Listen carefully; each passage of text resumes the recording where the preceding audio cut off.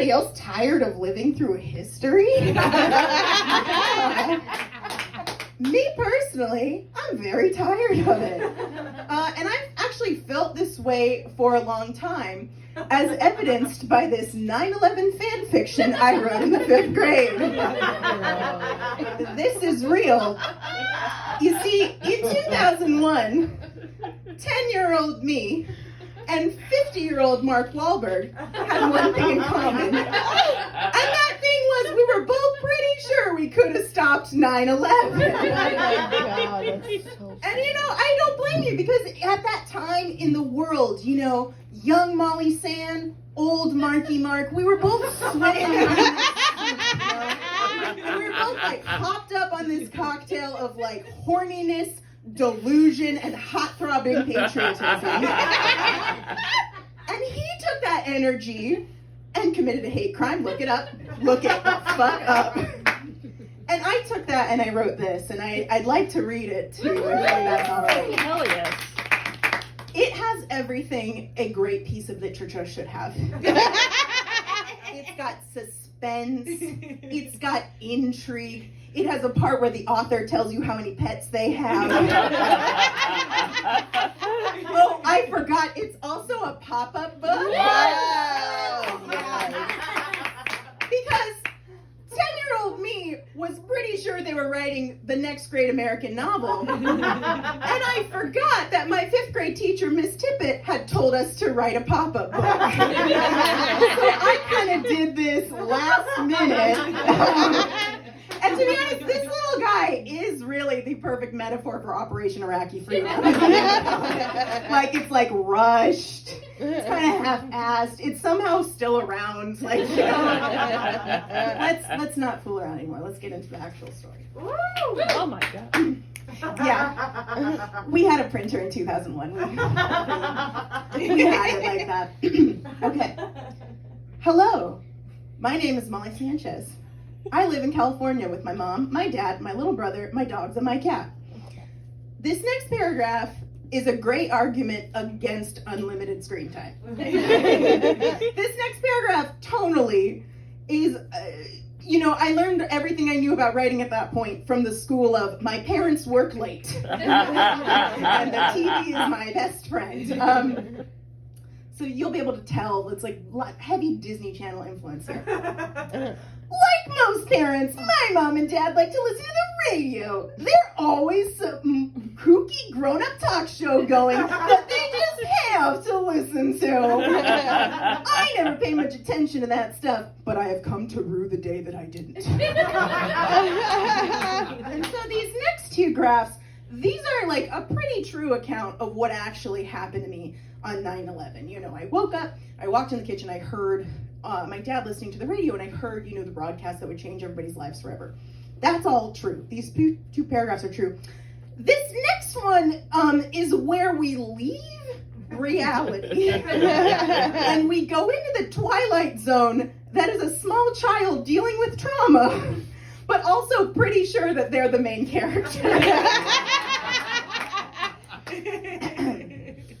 Now, it is 2 weeks after the terrorist attacks.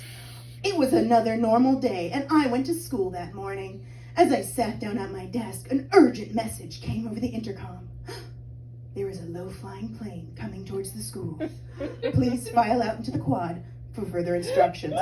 Now, this made perfect sense to me. Because I was a child, I was like, obviously. The first 2 attacks happened in like a major center of industry, the seat of the U.S. military. Logical next target, Lawrence Street Elementary School in the San Fernando Valley.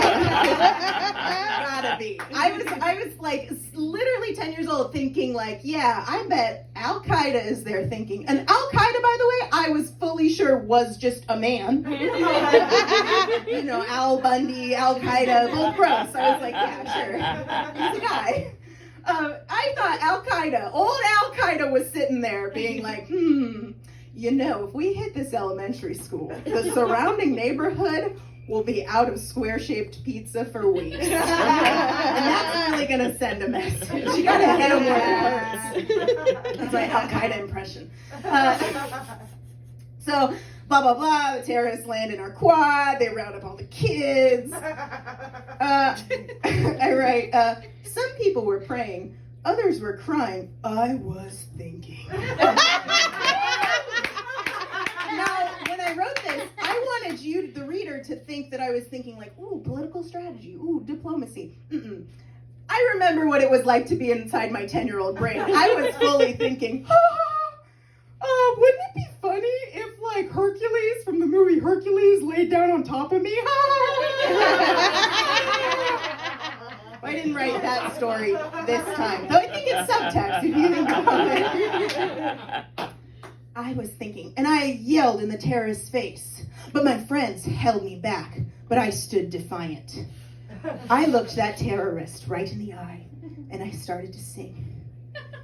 And I'm proud to be an American, well, at least I know I'm free. Now listen, I understand this is a bad solution. Not just for the obvious reason, but because of all the presidents in U.S. history, you don't think George W. Bush tried country music.